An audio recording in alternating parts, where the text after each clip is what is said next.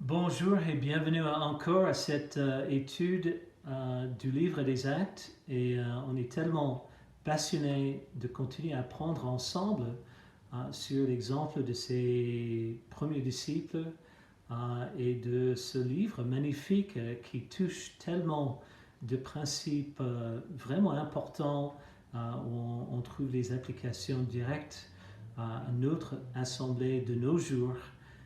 Mais ici, en chapitre 6, 7 et 8, on voit un peu le commencement de certaines menaces, ou peut-être la continuation de certaines menaces envers l'Assemblée à Jérusalem.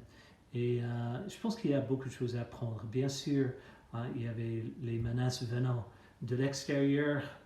Ça, c'est persécution d'Étienne et puis de toute l'Église en chapitre 8.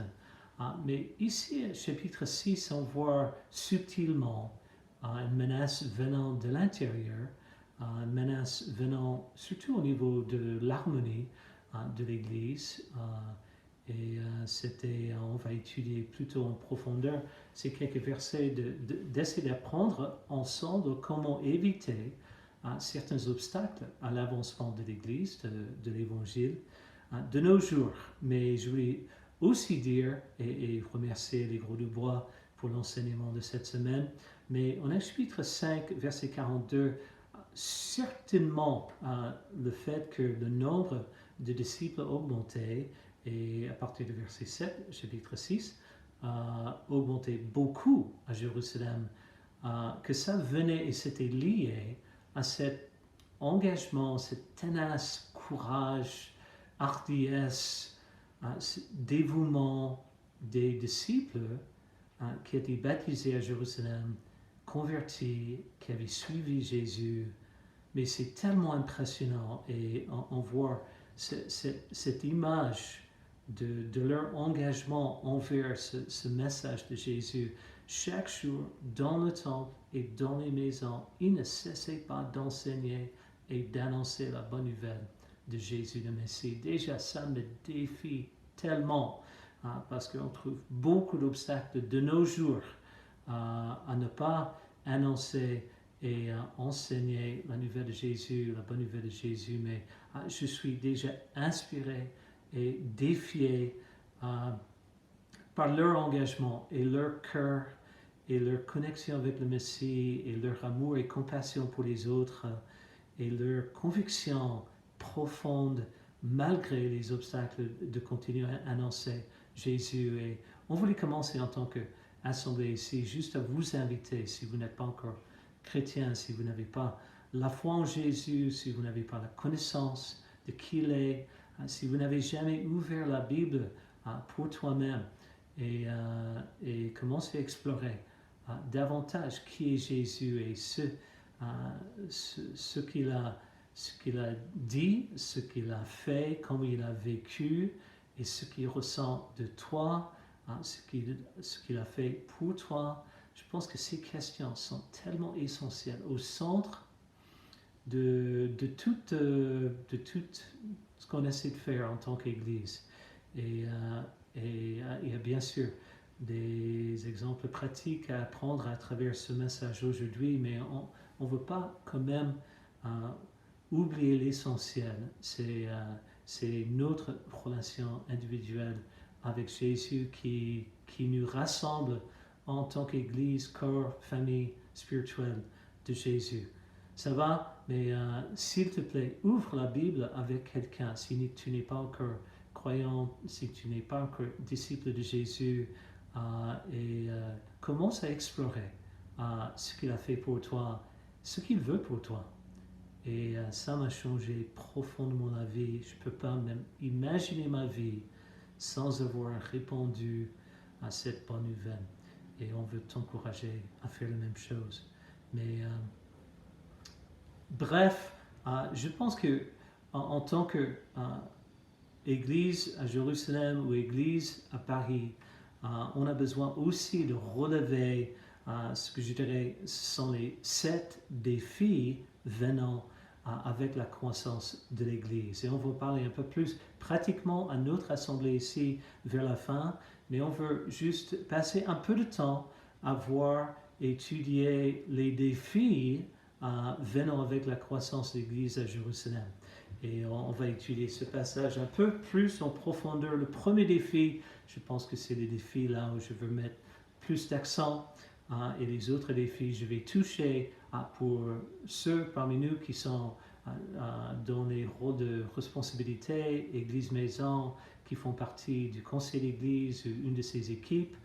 Il y a beaucoup de choses à prendre ensemble pour éviter certaines menaces qui sont réelles, qui viennent avec la croissance de notre Église. Ça va? J'espère que ça vous passionne aussi de relever certains défis ensemble. Le premier défi pour nous tous, et je pense que c'était le défi à l'époque ici à Jérusalem, sont les hellénistes murmuraient au verset 1 contre les Hébreux parce que leurs veuves étaient négligées lors des distributions quotidiennes. Il me semble avec les centaines, des milliers de disciples qui étaient baptisés dans ces quelques années depuis le jour de la Pentecôte, il y avait déjà établi en tant qu'assemblée un ministère pour la distribution des quotidiennes de certains, j'imagine, la nourriture, certains besoins essentiels de l'assemblée, surtout les veuves qui étaient plus vulnérables que peut-être d'autres membres qui n'avaient pas autant de soutien. Et maintenant, avec la croissance de l'Église, avec le nombre de disciples qui venaient, pas juste de Jérusalem, mais qui venaient de loin, qui venaient des autres territoires, des autres pays peut-être un peu plus lointains, mais les Juifs, toujours, qui répondaient à l'Évangile, qui avaient l'influence, qui avaient peut-être une langue différente, une culture différente, les influences différentes, surtout les Grecs à l'époque, mais ils venaient, ils répondaient à l'Évangile, ou elles, selon ce passage, les veuves, certaines femmes, et elles aussi avaient des besoins d'aide, de soutien en arrivant à Jérusalem, en faisant partie de l'Assemblée. Et bien sûr, ces besoins étaient exprimés. J'imagine, c'était un moment un peu tendu. Il y avait potentiel entre ces deux cultures, les Juifs de Jérusalem et quelque part les étrangers, les Juifs de l'extérieur de Jérusalem qui venaient de loin, qui parlaient peut-être une autre langue, qui avait l'influence d'une autre culture, que c'était plus compliqué qu'avant. Ça défiait l'ensemble de l'organisation et il fallait faire quelque chose. Et je pense que dans l'histoire de l'Église, depuis et jusqu'à aujourd'hui, il y aura toujours des besoins qui sont négligés. Quand une Église grandit, il y a des besoins qui sont négligés.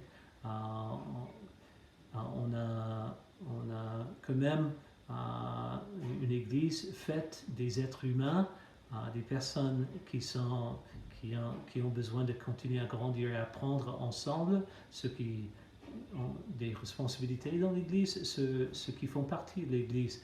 Mais ensemble, on doit aller vers et essayer de garder l'unité, même pendant ces moments un peu tendus, émotionnels.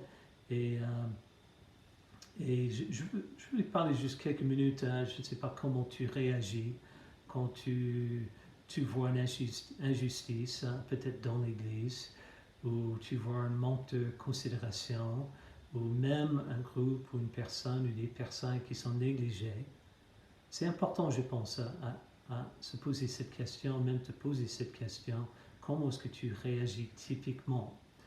Et je pense que c'est à nous tous de travailler ensemble et d'essayer d'établir certains principes, certains réflexes pour naviguer la croissance de notre Église et les besoins multipliant dans l'Assemblée.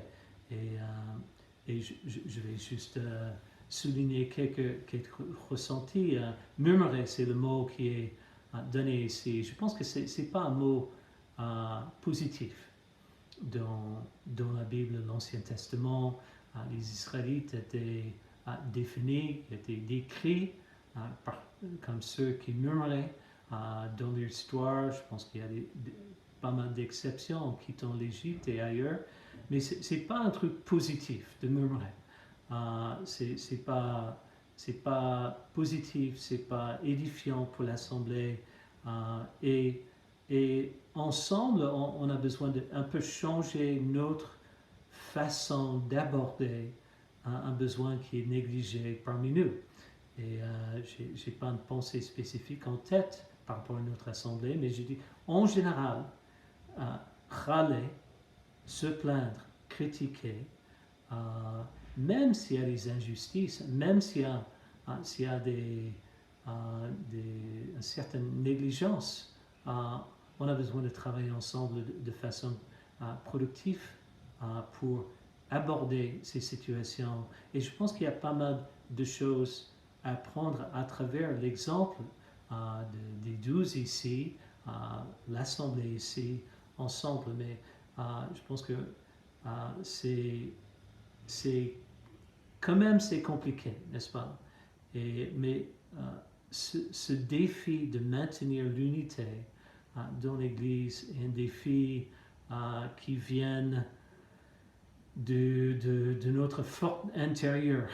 Ça touche à notre nature humaine, ça touche profondément dans tous les sens à qui on est en tant que pécheur, qu'on a tendance de réagir de façon non spirituelle, de réagir de façon humaine quelque part. Et je pensais à ce passage en Galates chapitre 5, beaucoup d'entre nous ont étudié ce passage pour devenir chrétien, mais ce passage est quand même écrit, destiné aux disciples dans l'Église, parce que même en tant que chrétien, on lutte aussi avec certains péchés, certaines tendances, certaines réactions, quand on est blessé, quand on est offensé, quand on est négligé. Mais au verset 20, nous voyons, à partir du verset 19, les œuvres de la chair humaine sont évidentes. Ça c'est un peu qui nous sommes avant de devenir chrétiens. Et en tant que chrétiens, nous luttons avec ces péchés, ces attitudes, ces actions, ces tendances. Et si on va rester ensemble, il faudra faire face à qui on est individuellement et personnellement. Mais il dit ce sont l'adultère, ces œuvres de la chair, ce sont l'adultère, l'immoralité sexuelle, l'impureté, la débauche, bien sûr l'idolâtrie, la magie.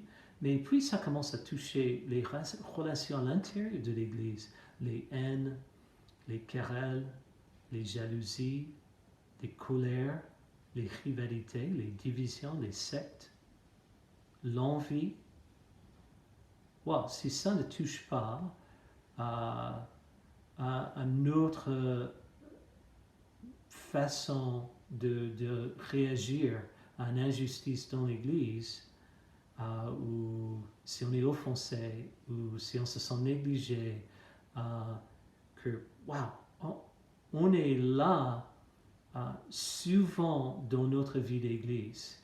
Et je pense que si on va rester ensemble, si on va rester unis, si on ne va pas suivre le chemin de beaucoup d'autres croyants dans le monde qui font partie d'une assemblée, qui se sentent négligés, offensés et qui s'en vont et qui refassent la même chose avec un autre groupe de personnes, on ne va pas progresser ensemble. Et je pense que ça, c'est le menace principal quelque part, de rester ensemble. Et bien sûr, dans l'histoire de notre Église, avec une Église qui grandit, il y a quelques années, on était à peu près 80, maintenant on a dépassé 200, 220 personnes. et il y a les besoins qui ont grandi, il y a une diversité de personnes dans l'Assemblée, il y a les jeunes, les plus âgés, il y a les étrangers, les personnes qui parlent des langues différentes. On a nos défis aussi à relever ensemble pour l'unité et on doit travailler tous ensemble. Il y aura des problèmes qui sont les problèmes typiques, les obstacles typiques à notre unité. Quand on parle du style de louange, on parle d'une injustice, quand on parle des jeunes ou les personnes âgées dans l'Assemblée, ou certaines tensions au niveau de l'intégration de certaines cultures, les enseignements de base de l'Assemblée, les finances, la communication générale, ministère des enfants, ministère des avocats, tout est personnel quelque part quand on fait partie de l'Église et on a besoin de trouver une façon de rester unis quand on aborde certains besoins dans l'Assemblée. Et si on peut, de mon côté, je sais que je dois travailler de ne pas être défensif, de rester ouvert en tant qu'évangéliste, je suis ancien de l'Assemblée, notre groupe des anciens, on doit rester ouvert et approchable de l'Assemblée quand il y a des besoins dans l'Assemblée, mais en tant que disciple et en tant que membre, frères et sœurs de l'Église, on doit continuer à se présenter comme partant pour répondre aux besoins de l'Église, mais c'est toute une culture il faut établir si on va rester ensemble, continuer à régler les conflits potentiels, continuer à progresser pour répondre aux besoins de l'Assemblée, mais c'est tout un travail de toute une Assemblée et on doit rester ensemble et continuer à faire face à notre nature, notre tendance, nos péchés, nos défauts, nos faux pas en tant que direction, en tant que membre, en tant qu'humain. Vous voyez? Mais ça, c'est le premier défi ici à relever. C'est le défi de l'unité, de refuser les divisions, les querelles, les jalousies, les rivalités, les colères. Vous savez, je fais une étude sur la colère et je suis convaincu finalement que la colère n'est jamais justifiée. Si tu es Jésus et tu as besoin d'exprimer une justice profonde, ça va. Mais Jésus était le Fils de Dieu, il était parfait. Moi, j'ai du mal à gérer mes émotions à ce niveau-là. Et j'ai besoin d'apprendre à la maîtrise de moi-même et de faire face à la colère et d'autres émotions qui viennent de moi-même et toi aussi. Tu as besoin de faire face à qui tu es, ta façon d'être et de ne pas ramener cette ambiance de la France ou de la culture, de devenir les râleurs à l'intérieur de l'Église. C'est pas productif et on ne peut pas rester ensemble et progresser ensemble si on ne fait pas face à ces réalités. Plus rapidement, en quelques minutes, d'autres défis à relever, et bien sûr, certains de ces défis parlent au groupe de direction, le conseil d'église, certains dirigeants et serviteurs église maison, et d'autres responsables de l'Assemblée. Mais le fait est, après quelques années, nous sommes tous responsables et on atteint une certaine maturité pour pouvoir faire partie des solutions de l'Église.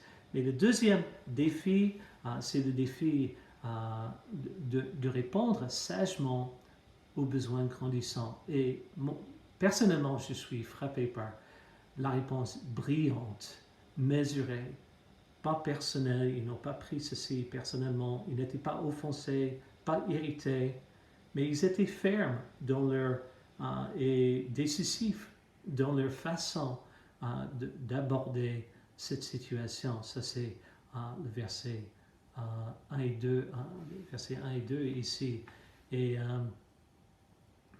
je pense qu'en tant que en tant qu'assemblée qui grandit, on a besoin de mieux gérer les besoins de l'assemblée. On a besoin d'apprendre toujours à ce niveau pour ne pas négliger certains besoins.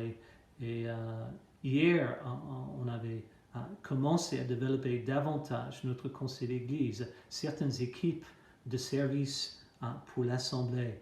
Et je suis hyper encouragé par les nombres de personnes qui désirent de plus en plus épauler les responsables de l'Église et de continuer à nous aider à répondre de façon responsable et ponctuelle aux besoins dans l'Église. Mais ça, c'est le deuxième défi en tant que responsable. Et je pense que parfois, le groupe de direction, le groupe des anciens, on était trop lent et on devenait un peu débordé par le nombre de besoins et responsabilités. Je pense qu'on fait un grand pas depuis 1 an ou 2 à vouloir et désirer faire davantage, déléguer davantage au-delà de ce groupe de direction. Et je pense que ça, c'est une conversation en cours et qu'on a déjà eu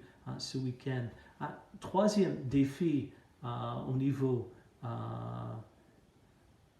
troisième défi venant de la croissance de l'Église qu'on voit ici, c'est le défi d'organiser l'Église différemment, et je viens d'en parler.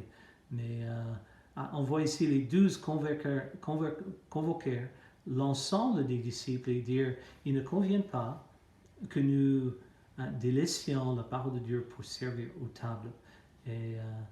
Et je pense que l'organisation changeait. Ils voyaient l'importance de leur rôle, de dévouement de la prière, de veille sur l'assemblée, surtout au niveau d'enseignement. Il n'y avait que 12 hommes qui étaient directement liés à Jésus, dans le sens où ils avaient suivi de près son enseignement à l'époque, et ils avaient besoin d'être dévoués à cette tâche dans le ministère, mais quand même, ils avaient besoin aussi de changer la structure et l'organisation de l'Église. Et ils l'ont fait, même ils l'ont fait rapidement à travers cette conversation, ce dialogue. Le quatrième défi, je pense que, comme je disais, c'est le défi d'humilité. Le défi de répondre aux critiques sans être offensé.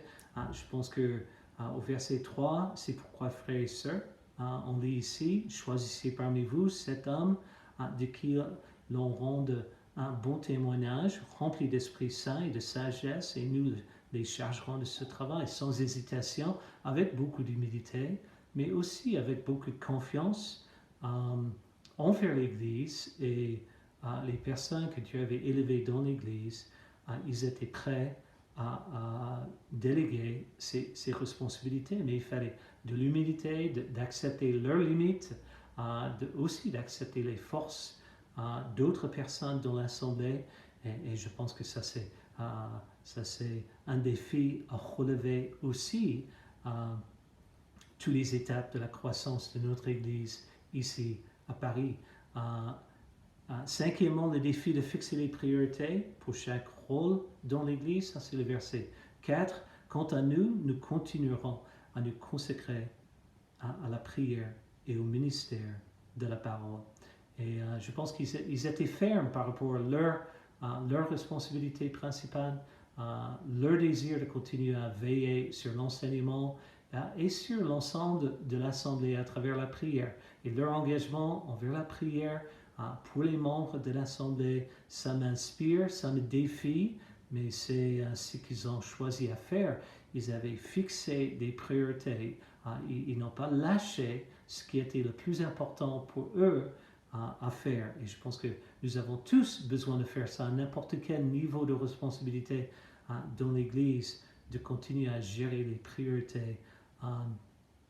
Ici, le 6e défi, c'est le défi de partager les responsabilités avec des personnes fiables.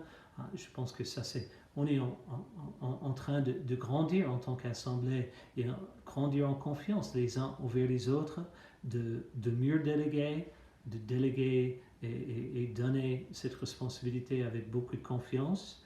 Et j'ai bien aimé versets 5 et 6 ici, cette proposition plut à toute l'assemblée. Ils choisirent Étienne, un homme plein de foi et d'Esprit Saint, Philippe, Procor, Nicanor, Timon, Parménias et Nicolas, un non-juif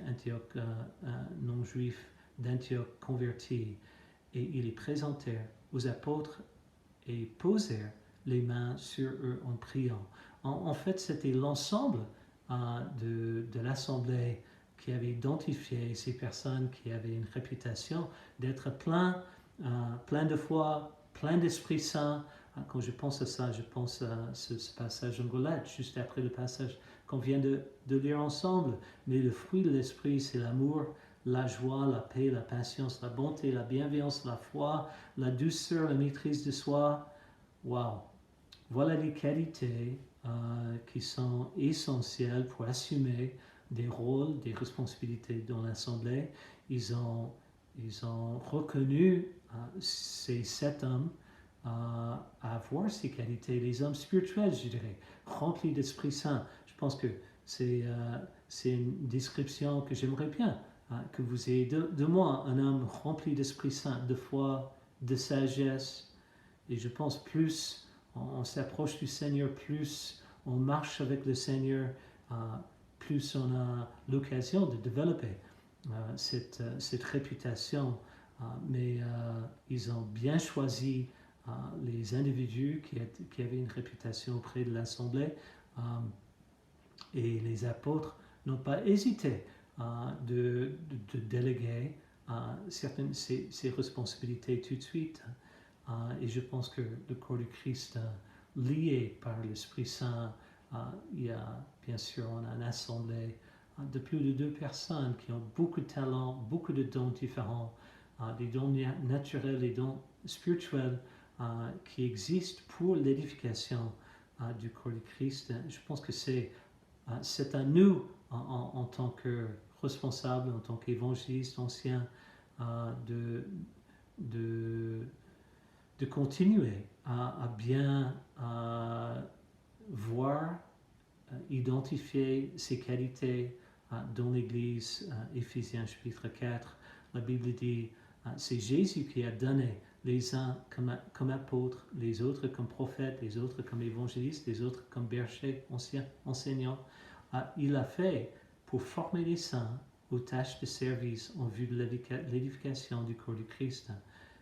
Ça, c'est ce qu'on essaie de faire dans l'Assemblée, de continuer, pas à tout faire en tant que responsable, en tant que dirigeant de l'Église, mais à continuer à équiper les saints, les frères et sœurs, d'autres disciples, aux tâches de service en vue de l'édification de l'Église. Ça, c'est pourquoi il faut relever ces défis. Ça, c'est pourquoi il faut s'impliquer davantage en tant que membre mûr de l'Assemblée, de voir les besoins et de continuer à travailler ensemble pour les satisfaire. Et finalement, le défi d'avancer la parole tout en gérant l'ensemble des besoins dans l'Église. Ça, c'est le verset 7 qu'on dit ici, que le nombre de disciples continue à augmenter de plus en plus. Et même les prêtres de Jérusalem qui faisaient opposition pendant les moments avant, maintenant, ils étaient ensemble et ils étaient convertis. Quelle bonne nouvelle à l'Église. Et voilà, et pour l'application chez nous, bref, on a certains ministères, certaines équipes de service déjà établies dans l'Assemblée. On va en parler davantage. Bien sûr, le ministère ou l'équipe des familles, les ados, les pré-ados, ça c'est géré, chef d'équipe, les goûters, familles goûters avec leur équipe. Ça c'est un ministère tellement important à toute l'Assemblée. Le ministère des enfants, bien sûr les parents, les familles avec petits-enfants, ça c'est les lits qui nous aident avec ce ministère. Le ministère de ceux qui sont dans le besoin matériel, ça c'est Laurence, Johan qui nous aide avec cette équipe, le ministère de l'enseignement de la parole de Dieu, Olivier avec son équipe, il nous aide à gérer l'enseignement. On a besoin de beaucoup de soutien et d'aide dans tous ces ministères. Le ministère d'administration des finances, Frédéric Chevalier, qui nous aide avec ce ministère. L'équipe des médias et communications, c'est important de continuer à développer ce ministère. Patrick Perronnet nous aide avec ce ministère et un ministère, un service, une tâche à l'Assemblée, l'équipe d'accueil, d'hospitalité, ça c'est Radio Francine, avec leur équipe. Mais il y a beaucoup de besoins dans l'Assemblée et beaucoup de monde qui s'investissent déjà en essayant de satisfaire ces responsabilités. Et je vous encourage de continuer à réfléchir sur comment faire partie de ce groupe de personnes qui répondent aux besoins et qui essaient de satisfaire les besoins qui sont tout autour de l'Assemblée, tout en avançant ensemble et en annonçant ensemble la parole de Dieu. J'espère que ça marche pour vous. On va continuer à chanter deux chants, un chant venant de Boston, le chant numéro 17 dans vos livrets, comme ceux qui font un rêve, et puis un dernier chant avant le repas du Seigneur, un chant qui vient de l'église de Broward en Floride, un chant 98, Lord prepare me, te servir à jamais, et on va prendre le repas du Seigneur comme d'hab dans nos réunions Zoom dans les quelques minutes à venir. Allez, bonne soirée, bonne journée, bon culte et à très bientôt. Ciao.